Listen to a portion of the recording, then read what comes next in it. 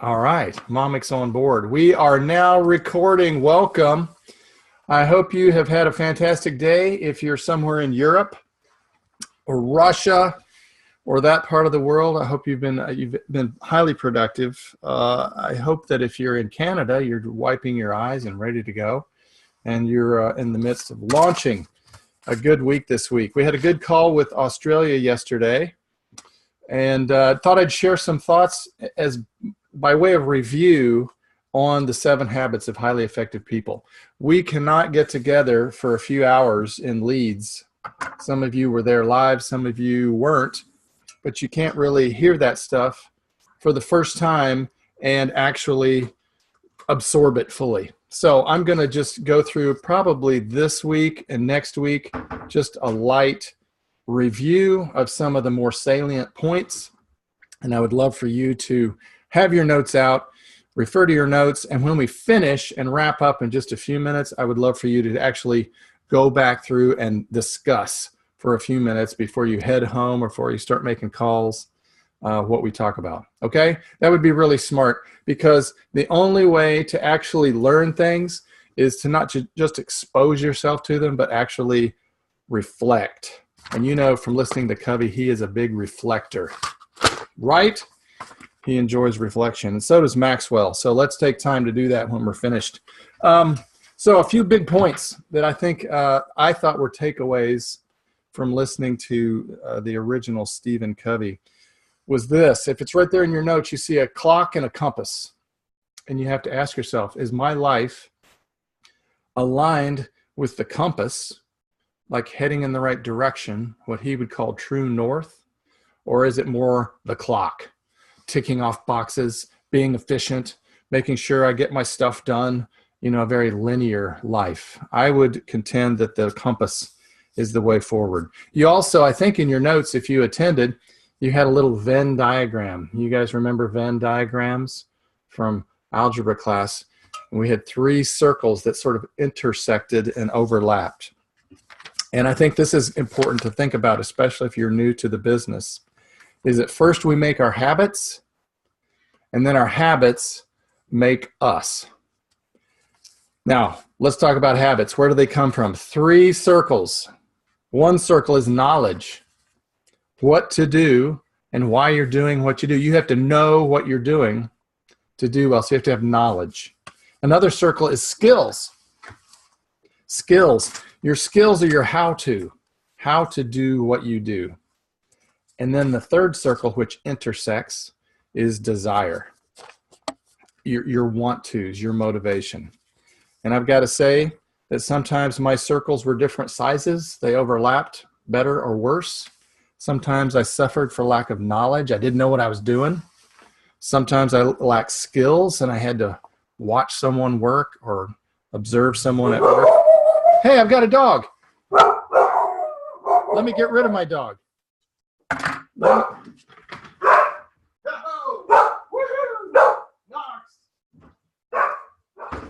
we go. Okay. All right, that was my wife's job to take care of the dog. Okay, so I'm glad that's on the recording. So normally I make a habit of removing my dogs prior to doing one of these calls. Today I did not. Fail. All right. So those 3 circles, the intersection of those are our habits. And we've got to spend time concentrating on all 3. If you're really new to the business, knowledge, skills. Your motivation is probably high, but you don't know what you're doing. Sometimes if you've been doing this for a while, your motivation's high. Your knowledge is high. You know what you're doing, but you're not as motivated. So you've got to balance those out.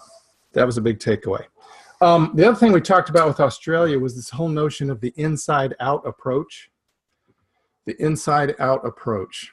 And Covey talks about the fact that we need to work on our insides more than our outsides. Where do most people spend their time and energy and money? Working on their insides or outsides? You're right. Everyone's muted. Your outsides. You know, how much time do we spend taking care of cosmetically our face, you know, how our reputations, what do people think about me? all that kind of stuff.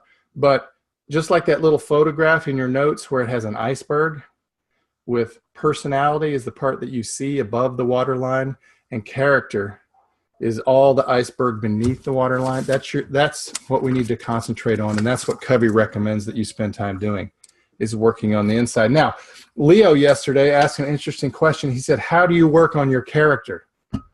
And I would be interested, when we wrap up, somebody unmuting and giving me your thoughts on that. I do have a thought on that, but he's like, well, I can understand working on the outside stuff, but how do you work on character? That's an interesting thought. So maybe we can come back to that. Okay, so unless we work on our character, we won't develop trustworthiness. And that is something that all of our clients, that's how you stay in business. So trustworthiness equals character and competency. You put those together, you are trustworthy, and people want to do business with you. All right, let's go to the, if in your notes, we talked also about the maturity continuum. See that little diagram where you go from dependent to independent to interdependent. Remember that one? I think it's on the second page. Real key. It's the framework of all the 7 habits. It's very sequential. And when I was with you guys in Leeds, I talked a little bit about the dependent part, but I think that there are so many people in the world nowadays that are dependent on someone else for their success. They don't own it. You know, a lot of people go to work every day and they're like, well, I'm not successful because of him or because of her or because of the policies, because of the way our company's structured. They're into excuses, and they're victims. I mean, if you look at the U.S., we have been trained through various media and institutions. A good part of our population is trained to be you-oriented. I depend on you to sustain myself. I depend on the government to take care of me. And you guys are not that way, thankfully. So moving from dependence to independence, the attitude of you control me, to I control my own situation. Huge step. So until we are at work independent, we can't be interdependent.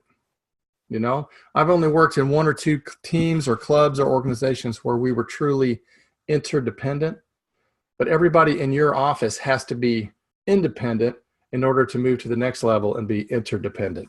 You know, that makes sense, I hope. So self-mastery first, private victory, then public victory. Victory with yourself then leads to more public victories. So my big thought that I think is most important for you guys is to keep little agreements with yourself. Keep little agreements with yourself. How many of you got your goals pretty well organized right now for 2018? Anyone? Lots of people? You kind of got those sorted a little bit. That's good. That's kind of stage 1, but now you've got to keep those little commitments, even when you don't feel like it. That is huge. The difference between somebody really being successful and somebody not is, will they follow through? Will they follow through on those little commitments? Okay, let's go through the 7 habits, and that's also on the same chart. I know some of you that weren't leads are going, what? I don't have a chart. I don't know what you're talking about. Well, let me go through the 7 habits briefly that Covey talked about, and just as a review. And then I want to read you something right out of the book, because I have my book here, and it's still fresh with some markings in it. So I thought there were a couple bits that were good. If you look on the maturity continuum, you'll see that there are 6 little habits and then 1 around the outside that says 7th habit is sharpen the saw. So habit number 1 down at the bottom is be proactive. Be proactive. You take responsibility for your success. You own it, right? That's something that we've talked about a lot, so that shouldn't be a new concept. You own your success. In a computer world, you are the programmer. You write the programs, right? And you're responsible for it. You can't just go, well, I just got some bad coding, so it's not my deal. Somebody needs to fix this. No, you're the programmer. You program it. So be proactive. The second habit is to begin with the end in mind. And I'm going to spend just a second on this. Beginning with the end in mind. If habit number 1 says, you're the programmer, habit number 2 is, it says, write the program. It means execute. Do it. This is where discipline comes in. And I think that if you, last year or some months ago, you started writing a mission statement, or recently with our last call, you started thinking about your theme for the year, your word for the year, maybe a short phrase that speaks to you. This is something that I think that Covey talks about. I just want to share it with you. If you remember Viktor Frankl, who wrote Man's Search for Meaning, I'll quote from him. But Frankl says that we detect rather than invent our missions in life. That's a different way of thinking about it. We detect our missions in life rather than formulating them. We don't invent them, we detect them. In other words, you're wired in a certain way with certain giftings. And then if you can align yourself with your strengths, you'll be cruising. It'll be so much easier. So when you're thinking about theme, I kind of like that choice of words. It says, I think each of us has an internal monitor or sense, a conscience that gives us an awareness of our own uniqueness and singular contributions that we can make. So we're detecting our themes. In Frankl's words, he says this, everyone has his own specific vocation or mission in life. Therein, he cannot be replaced, nor can his life be repeated. Thus, everyone's task is as unique as his specific opportunity to implement it.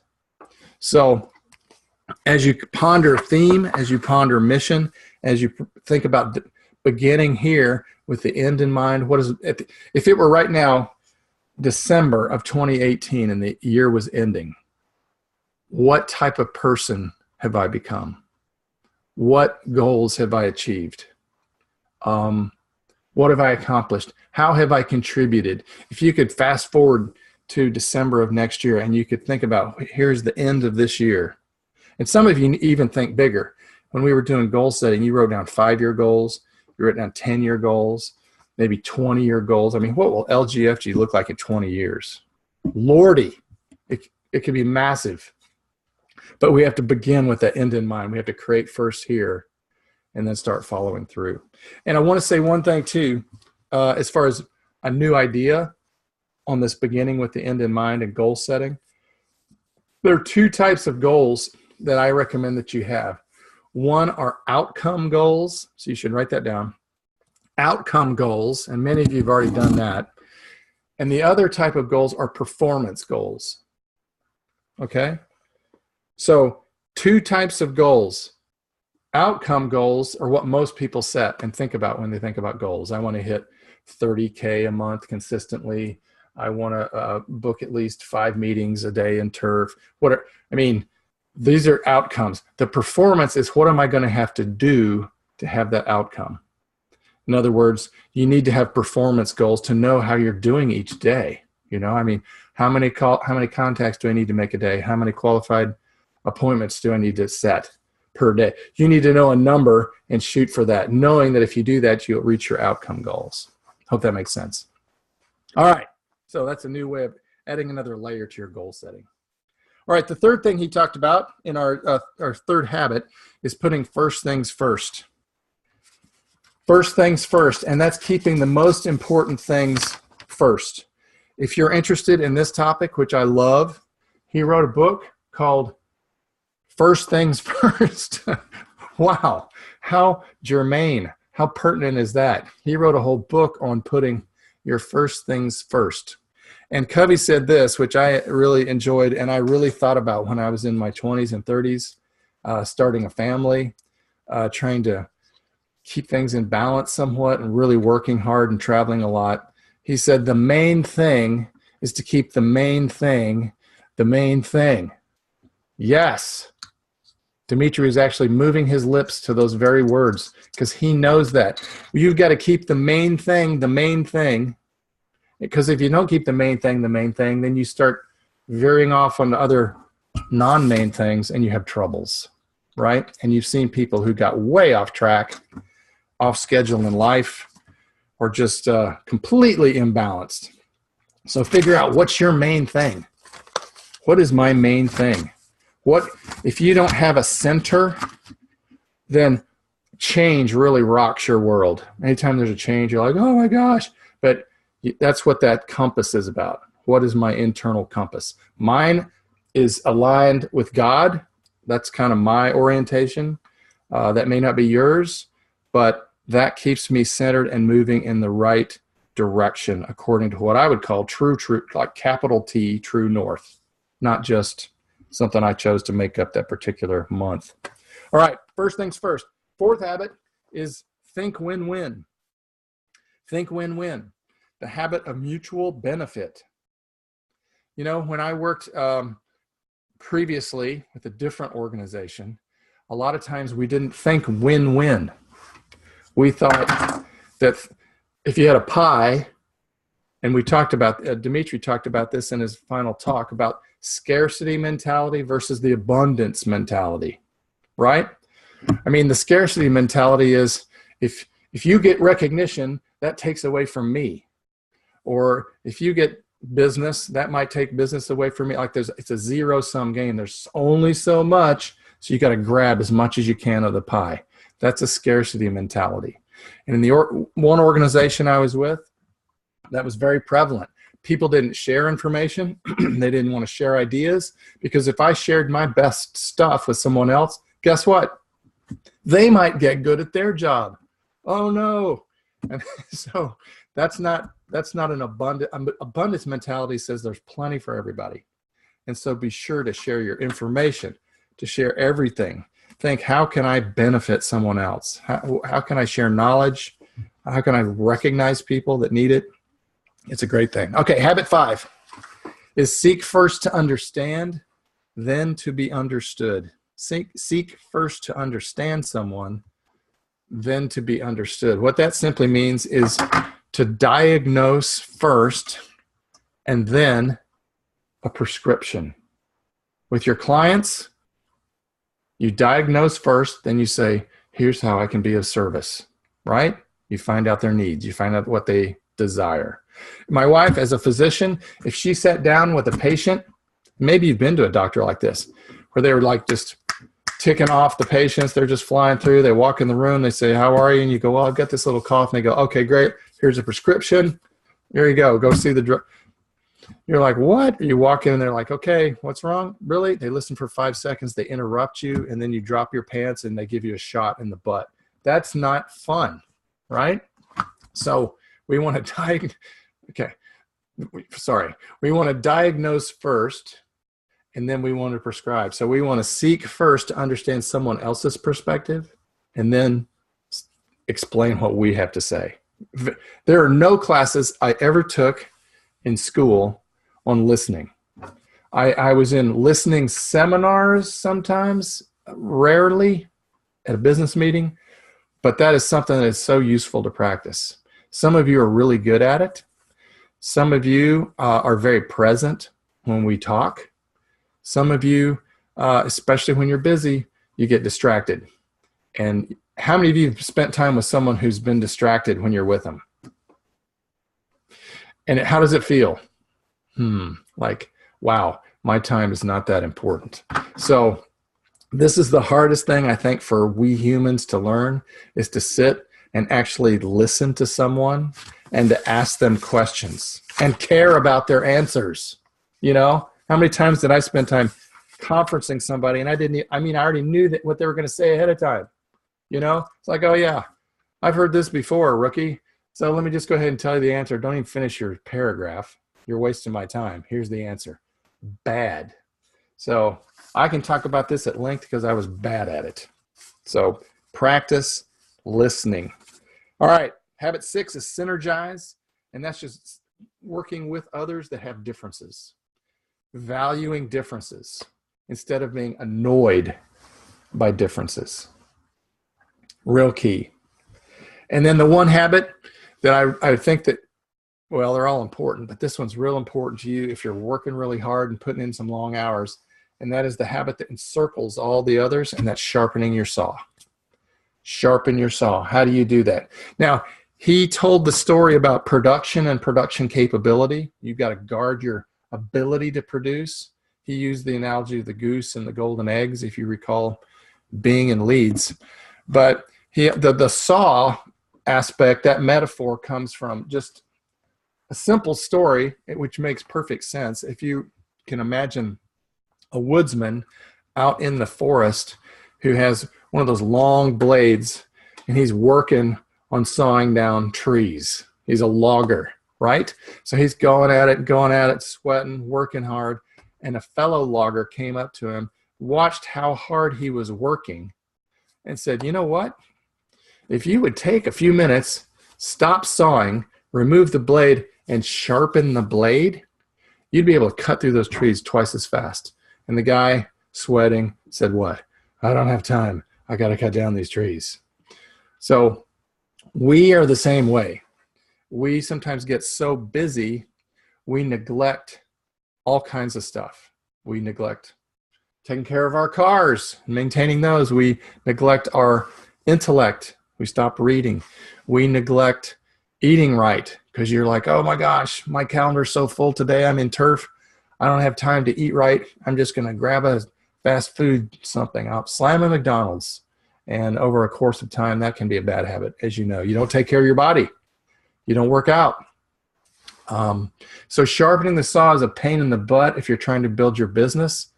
But if you want to be in any business long term, you've got to take time to stop sawing, sharpen the blade. Okay? And that's what it's about. So take care of your body, your mind, your friendships. I mean, some people don't sharpen the saw socially.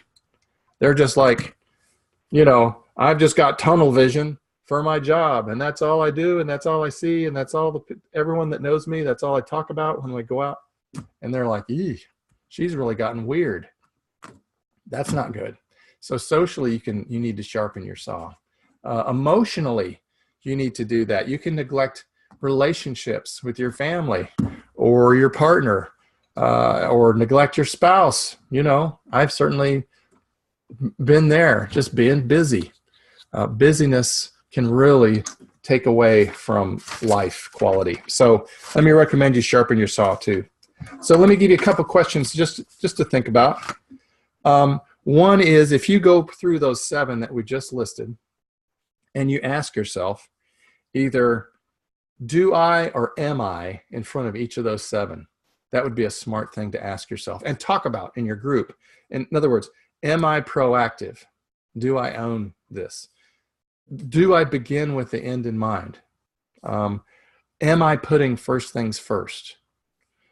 Do I think win-win when I'm with a client? Or is it just really, how can I make this sale? Gotta sell, gotta sell, gotta sell. You know? Or I gotta book them. So go back through and think about that and ask yourself 2 questions, which I really like to ask people, especially when they're stuck. One is this: what do I want to happen? What do I want to happen right now? If you're ever just losing your mind someday, you can say, stop, time out. What do I want to happen right now? And clear your head. That's a great, and ask the question that we talked about before on one of the calls: what's the most important thing I can do right now? Okay? It clears the clutter. What's the most important thing I can do right now? And, you know, by way of thinking big and long range and thematically again, another question I would just ask myself is, what is most important to me right now? And you can make it specific, like in my career or in my life.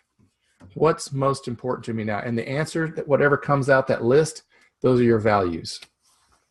And that's what you need. That would be a great thing to be aware of. Okay? Does this make sense?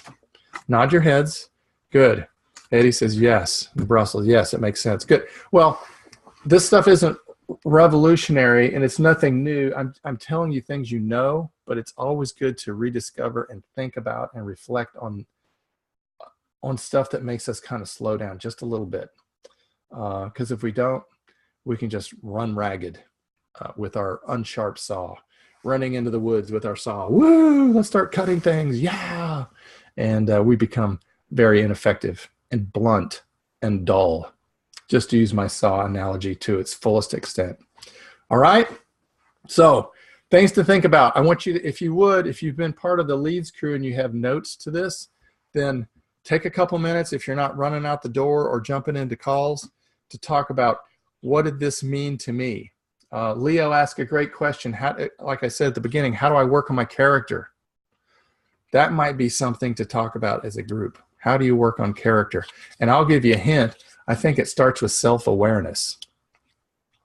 If you're not aware of who you are and how you come across, then you are operating blindly. So work on your character by being first aware of where you are, and then you can figure out where you want to go. But talk about it. So I've enjoyed listening to myself talk today. Any comments from the crew out there? We've got lots of little microphones with red slashes through them, which means mute. But does anybody have a thought, or did this make you think about, did I interrupt your train of thought in any way today? If so, anyone? Okay, good. Everybody's completely satisfied, highly motivated, and ready to have a great week and a month and a year. So let's go do it. Thank you for your time, you guys. We will do part 2, kind of a reflection on our 7 habits next week, and wrap this up, and then go back and finish our 21 laws of leadership. So thanks much for your time. Carry on. Do well. Bye.